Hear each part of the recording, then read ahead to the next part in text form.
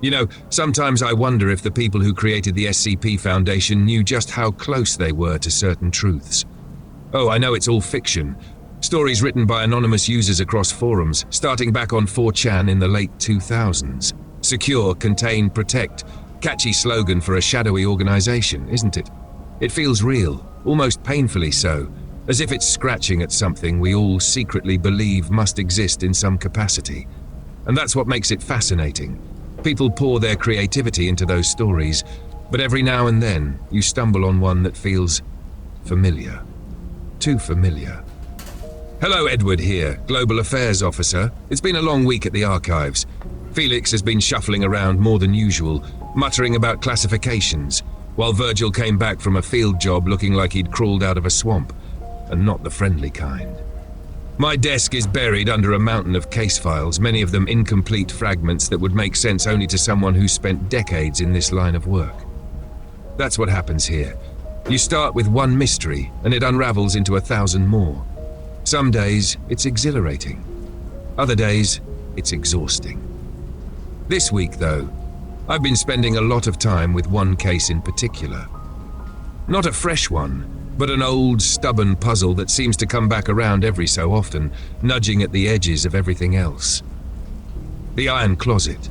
You'd think I'd get tired of revisiting it, but every time I dig into those files, I find something new.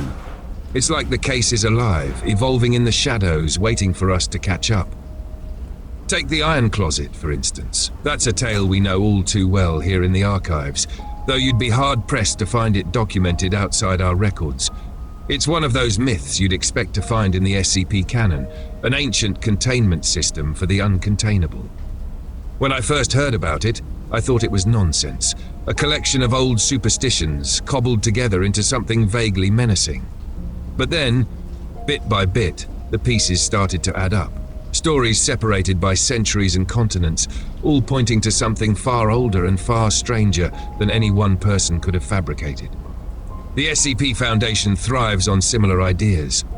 Its creators have taken real-world inspirations, government cover-ups, places like Area 51, programs like Project Stargate, and woven them into a tapestry of speculative fiction. But here's the thing. Some of those stories align almost too neatly with cases I've worked on personally. The Iron Closet, for example, could easily be mistaken for an SCP entry. A network of artifacts designed to lock away entities that defy natural law. That's the sort of narrative you'd expect to find in SCP lore, tagged with a string of containment protocols and redacted memos. What makes me pause, though, is the accuracy of some of the details. For example, the descriptions of containment breaches or anomalous behaviors often mirror phenomena we've documented here. The Shrouded Witness, the entity we encountered in Portsmouth, is a perfect example. It was housed in a lead-lined chest covered in intricate engravings designed to suppress its influence. But even dormant, the witness caused spatial distortions, psychological breakdowns, and disappearances. Sound familiar? It should. There are SCP entries that read like someone was documenting our case notes. Coincidence? Maybe. Or maybe there's a whistleblower out there who knows more than they're letting on. Think about it. The SCP Foundation isn't just about strange creatures or inexplicable objects. It's precise, clinical. The language, the protocols, the careful layering of pseudoscience, it feels deliberate, like someone trying to make sense of things they've witnessed firsthand. And then there are the parallels. The way certain anomalies are described, the containment methods, the bureaucratic tone, it's all too familiar. Sometimes uncomfortably so. Take the Iron Closet, for example. When I first started digging into its history, I thought it was just another piece of folklore, a tale whispered in monasteries and remote corners of the world. But the more I read, the more I realized it wasn't just a story. The anchor, the seal, the lock. These aren't ideas plucked from thin air. They're real artifacts, part of a system built to contain what defies the natural order. And the way it's described, mobile, dynamic, almost self-aware, it sounds like it could have come straight out of an SCP entry. But here's the thing. The Iron Closet predates the SCP Foundation by centuries. So how do these parallels exist? Is it coincidence, or is someone out there weaving fragments of forgotten truths into their fiction? The part that unsettles me is how often these coincidences align with things I know to be real. Look at some of the SCP entries involving psychic anomalies or interdimensional rifts. They're eerily similar to cases we've documented in the archives. You ever read about Project Stargate? That was the Americans trying to create psychic spies during the Cold War. Remote viewers, they called them. The Soviets had their own programs too, cruder, but just as desperate. Some of their experiments were based on research they seized from the Nazis after the war. The Nazis, of course, were obsessed with the paranormal, trying to weaponize everything from occult rituals to psychic phenomena. A lot of that research ended up in classified vaults after the war, some in Russia, some in America, and some, I suspect, in places we'll never know about. And then there's what the UK was doing. During the Second World War, there was a little-known branch of the Ministry of Defense working on esoteric threats. They weren't flashy about it. No grand experiments, no sprawling projects, but they poked around the edges of the supernatural. I've read their old case files, some of which are now part of the archives. One involved a mirror artifact that was supposed to amplify psychic abilities. Instead, it drove people insane. The descriptions of its effects sound like they were pulled directly from an SCP entry about reflective anomalies. And maybe they were, though whether that's coincidence or whistleblowing is anyone's guess. I spoke to Imogen to see if she had any information about the subject, and this is what she had to add. Dr. Imogen Grant's pathology report on entity designated MI5087A. Date: classified author, Dr. Imogen Grant, lead forensic pathologist, commissioned by HM Government, Intelligence Branch, MI5. Subject: pathological and psychological analysis of MI5087A. During my tenure with MI5, I was called upon to investigate an anomaly discovered in an abandoned urban structure on the outskirts of Birmingham. This anomaly, designated MI587A, exhibited properties strikingly similar to what is now described in SCP Foundation lore as SCP-087. The correlation is uncanny, though the embellishments of SCP documentation differ from the clinical and often horrifying reality of what I encountered. This report is an effort to document the pathological effects and anomalous properties of MI5087A, as well as the peculiar biological signatures of an associated entity, designated MI5-087B. The site of the anomaly was an otherwise unremarkable office building, abandoned for decades and steeped in local rumors of disappearances and strange occurrences. Reports indicated that individuals who entered a specific stairwell inside the structure often failed to return, while those who did were in a state of extreme distress, babbling incoherently about something waiting in the dark. Local law enforcement had lost officers to this site, with the last team retrieving only one body before retreating entirely. The stairwell itself seemed architecturally inconsistent with the building's design, and its depth far exceeded what could be logically contained within the structure. The anomaly manifested as an unlit stairwell descending an estimated 41 flights. No mechanical lighting existed, and attempts to illuminate the space beyond a few meters were futile, as if the darkness itself absorbed light. Compounding the danger were auditory phenomena, faint cries for help emanating from the depths of the stairwell, mimicking the voice of a young child. Recordings of these cries revealed subtle distortions, almost imperceptible to the human ear, suggesting they were not entirely organic in origin. The stairwell was determined to exert a psychological compulsion on those who entered it. Subjects reported a growing need to descend further, unable to resist the belief that the cries represented a person in desperate need. This compulsion appeared stronger in individuals with caregiving instincts or heightened empathy. The effects on individuals varied, but common symptoms included severe disorientation, elevated heart rates, auditory hallucinations, and in some cases, complete catatonia. My team conducted an autopsy on one subject recovered from the stairwell, Officer James Fenwick. Fenwick was found approximately 11 meters into the anomaly.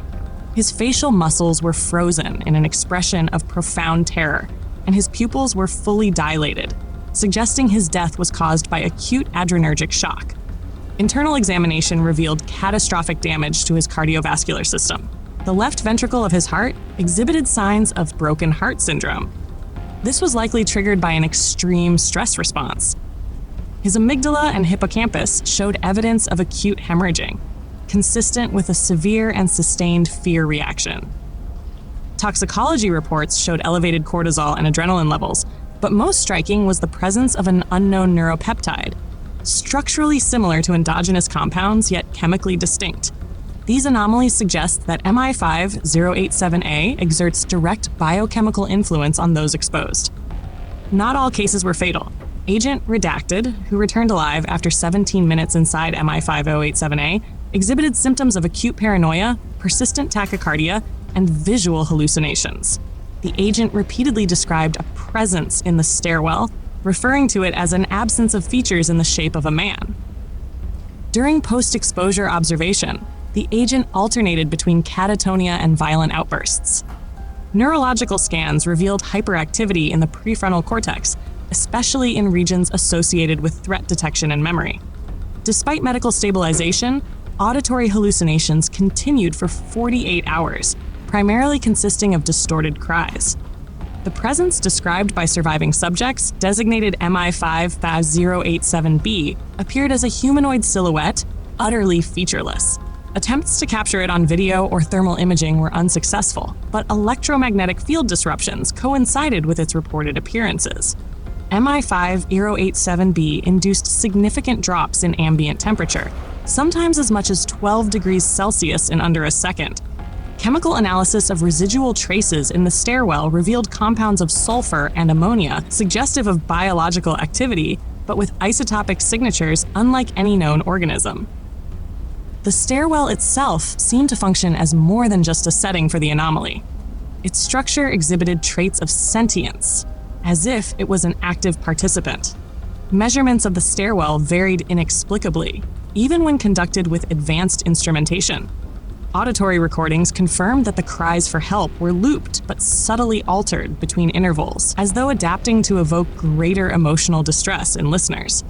The compulsion to descend grew stronger the further one ventured, with subjects describing an overwhelming belief that they were close to finding the source. One of the most chilling observations came from Agent Redacted, who, during an early descent, reported feeling as though the stairwell was watching him. This was dismissed as paranoia until equipment detected irregular but consistent EM fluctuations at points of contact between the stairwell walls and the descending subject. The readings implied a feedback loop, as if the anomaly was responding to human presence. MI5087A poses significant challenges to containment.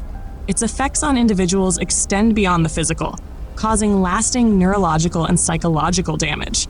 Furthermore, its apparent sentience complicates any attempts to neutralize or isolate it. Current recommendations include complete structural isolation of the site and the deployment of personnel equipped with sensory dampening technology. Additionally, continuous monitoring of acoustic phenomena should be maintained, with any deviations recorded and analyzed. MI5087A remains one of the most enigmatic and dangerous anomalies I've encountered. It reflects a reality we're only beginning to understand, where places, like people, can harbor intentions and influence. Cases like this are a stark reminder of the fine line we walk in this work, a line between investigation and becoming another name on a case file. Signed, Dr. Imogen Grant, former lead forensic pathologist, MI5 archivist, Bethnal Archives. The SCP Foundation also gets the secrecy right, the sprawling network, the layers of containment, the bureaucratic detachment. It's fiction, of course, but it reflects something real. The Vatican has its own secret archives, full of relics and records they'd rather not share with the world. Governments have hidden facilities, places like Area 51, where the unknown is studied and, presumably, locked away. The archives themselves operate in much the same way, buried beneath London, cataloguing the inexplicable. The SCP stories might be exaggerations, but the core idea that there are people out there containing what can't be explained isn't far from the truth. But what if some of those stories aren't fiction?